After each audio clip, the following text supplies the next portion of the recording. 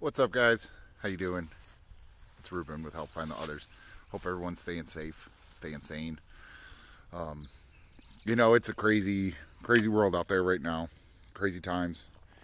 But like I said, and I'll continue to have this be the message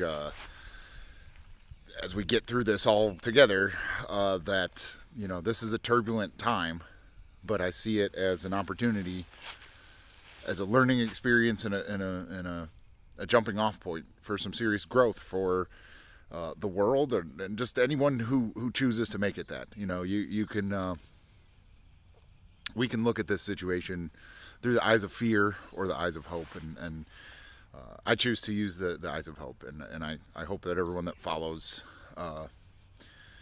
these videos and podcasts and stuff like that is doing that too, and I think you guys are, and I'm really grateful for that. I'm grateful for you guys for everything you do, I'm gonna hopefully try to just keep producing content during this time, and I know a lot of it won't age well since every day we wake up to a new reality, but I'm gonna try to keep doing what I can.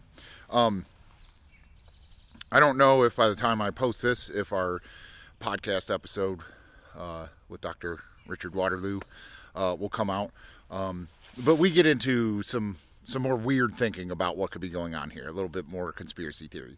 I do need to get that point across, that follow other sources, and we send links and stuff like that in the Discord. Follow other sources for the actual virus statistics and stuff like that. That is very, very much we need to all be aware of what's going on and what the rules are and laws in our area and all that stuff.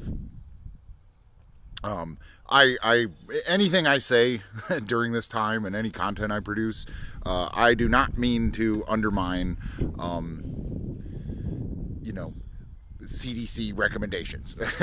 And if I, whenever I am going to be discussing conspiracy theory woo-woo topics, it's just for the point of discussion and just abstract thought. There is a very real and pressing danger to all of us and to our health that requires no abstract thought. That requires very, in the moment thought to how to keep yourself safe and healthy. And I in no way do I want to ever undermine that, because I'm not a health expert. But I do think, it can be healthy to look, at behind the scenes of what could be going on, because unfortunately the way that governments and politicians and industry and corporations work is there is a lot going on behind the scenes. They knew all of this stuff was going to happen before you did, so they leave that door open for conspiracy theory. If we had a more upfront and I can't think of the word, but if leaders were more transparent, that's what I was thinking. I'm sorry. If we had more transparent leadership, I don't think there would be the panic and misinformation and mistrust that there is, but that's the way they choose to run things. And if you go back to my first video where I mentioned about the coronavirus, I told you this is what the government's going to do. They're going to ignore and lie about the situation and use misleading terminology, and then they are going to do too much too late in areas that don't really solve much, So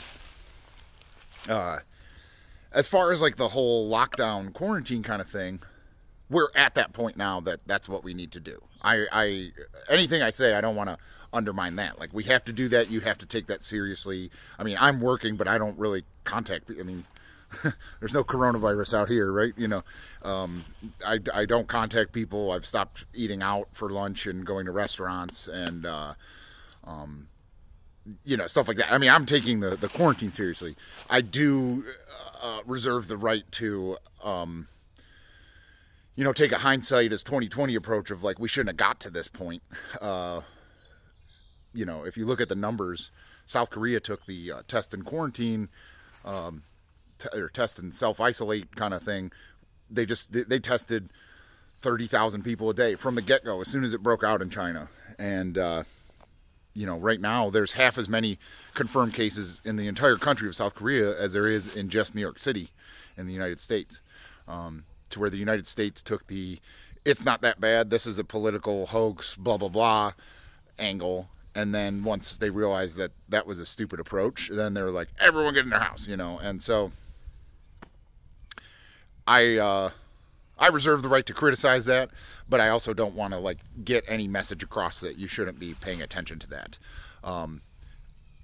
You know, I think in the first video I said, you know, go visit your friends and stuff like that. Maybe don't do that. You know, that's a case-by-case basis. You know, like, kind of be aware of how your loved ones and friends, who they've been in contact with and how seriously they've been taking their hygiene and stuff like that before you expose yourselves. But that being said, you know, my wife and I went to her dad's house, and her brother came in, and it was his birthday, and, you know, we didn't hug or kiss or nothing, but, you know, we got together to have dinner and stuff like that. Maybe that's not the smartest idea, but at the same time, it's like, I don't know. It can feel like you're in a prison during this time anyway, and I don't think, you know, shutting loved ones out of your life is, you know, that necessary, but it may be, depending on how much they've been exposed, you know. I don't know. But that being said, you know, the world's going virtual, you know. Definitely make sure you're calling people that you haven't talked to in a while. They're not doing anything. They've got their phone in their hand, probably, you know. So, you know, start calling friends, being like, how you handling this, man, you know, and whatever. You know, reach out to family. Like, you know, it's a time where I know my parents are in Florida right now, and my dad is very immunocompromised, and I don't know the next time that I'll see him. I don't know the next time my kids will see him. So, you know, I try to talk to them every day, and you know, do Skype or Zoom, and, you know, we can just virtually visit people that are not near us. And like I said, definitely this is the time to reconnect with old friends and everything. I wanted to talk about too, you know, I'm very grateful that my job, you know, I'm getting paid right now to, you know, to spend I've spent all week in this corridor here, and then the woods are pretty nice over there, and I've been meditating in the woods and getting paid to do it, and I'm very grateful of that. But it's something I really recommend. We don't have to take the quarantine and social distancing. I keep saying quarantine, like I guess that's the wrong terminology. Quarantine is like if you've tested positive, you know, to where we're self-isolating and social distancing. I really think though that, like, along with doing that, that doesn't mean just hide inside and watch Netflix, you know. Work on something. Learn how to play guitar. Work on painting, journaling, write a book, you know, do stuff like that. But also, don't forget that it's spring.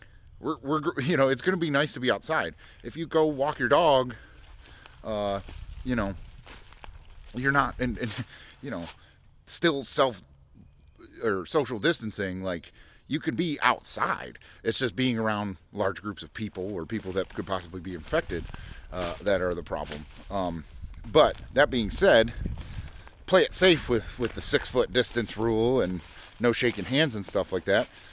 But we don't have to take this as a moment to be more divisive and more mistrusting. Like, you can't really, it sucks because the 6-foot distance rule creates something in your mind of like, everybody's infected. And like, that's important to not get that mindset, because then you become more mistrusting. You know, it's more important to everyone you see to be like, man, they're scared just like me, and they could possibly be even more scared. And you know, it's more important to be friendly and wave and smile and say hello. And, you know, I mean, that's what this couldn't have come at a worse time for our country, where we were incredibly divided because of the religion of politics. And it was only going to ramp up more now, because whenever we start, coming back out of our caves, we're going to be thrust right into a very, very divisive, very confrontational election season in this country. And it's going to be awful. And it would be really nice if we take this time to strengthen as a community, and to really not buy into that, and be more understanding of the situation for everyone, and not be like, we can't just come out and be like, oh, well, I still hate you because you're still a Republican or whatever, like we have to leave all that behind. The world and our country and other countries are strong because of their people, not their leaders, and I really think this is going to be a chance for everyone to see, like, man, my community was awesome during this, but watching the news and the press conferences was terrible. I hope everyone really realizes that and loses their faith in the government, because that's what the problem is here. Is, like I said, South Korea seems to be the only country that got it right. Every other country fumbled this. And, it's just, it has to shake the faith of, this belief that the government is here to save you and have you in your best interests. Like, for the United States, right, the federal government has created a situation where they've said there's infinite money. We can print as much money as we need to get out of this. And okay, well then what do you need our taxes for? How come you guys, nobody voted on the Fed making unlimited money, but they have to vote on giving people $1,000? Like, if there's infinite money, just give it to people then, or whatever. So that should be just the logic in that should be enough for people to be like, these motherfuckers don't give a shit about us, But who does? Everyone on my street gives a shit about us. And we need to, band together at 6 foot apart. But you know what I'm saying? Like, the community, the community is what's important, and that can be as big or small as you determine it. But we just can't have the blind faith in government and leaders anymore. Because they have really let us down here, I think. But we're in their hands now. It's just that they weren't prepared, much like most of us weren't prepared for this, and they should have been. That's what we pay them to do, But back to what I was saying, I think it's really important right now to just unplug and get in nature. However you can do that and to still be socially distant, it's so important. This has been, for my mindset, being able to come out here and just listen to the birds. And they're not going right now because I've been walking through, but there's all this water here. And the spring peepers, which is like a little frog, they are going nuts, They don't know there's coronavirus and that the world is fucking falling apart. The world keeps going. The earth keeps going. All this is doing is showing us that, like, we're just stupid monkeys. We're not in control, and we were taken out, a certain percentage of the human population is going to be taken out by something that looks like that, but is a million times smaller and we can't see it. You can't atomic bomb your way out of this problem. And you can't print infinite money to get yourself out of this problem. This is a mindset thing going forward, and an understanding and a preparedness thing.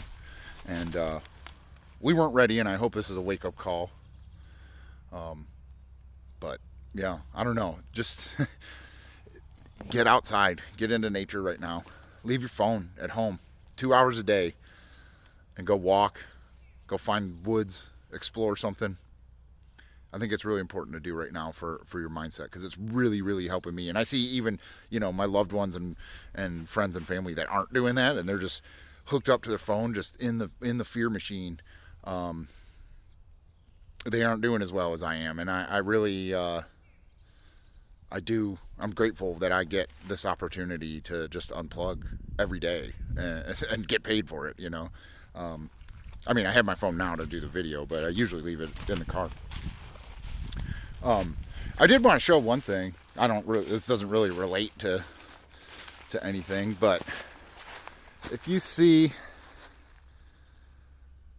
all these trees with pink ribbon, sorry, my face is in the way. I'll just show the one, I guess.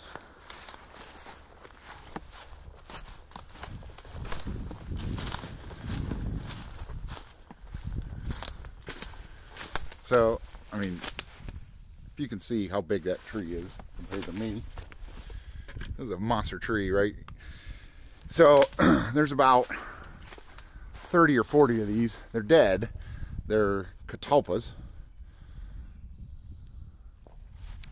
And it is a really interesting thing here. So there's a farm field over there. And whoever owned this, at one time their property came to where these trees are. There's an old fence through here. And, you know, I don't know how old a tree like that is. Probably 150, 200 years old. So 150 or 200 years ago, whoever owned this farm at that time planted, I mean, there's probably 100 of these catalpa trees that are all in a row. And someone went through 150, 200 years ago and planted. I mean, you can see all the pink ribbons. It's just all the way down there. Every like 10 feet, there's one of these, and most of them are dead.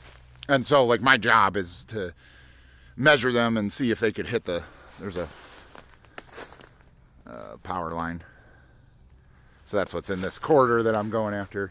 And it's just kind of interesting. I've been out here for a week and a half, you know, measuring trees that could hit the power line, and ran across these.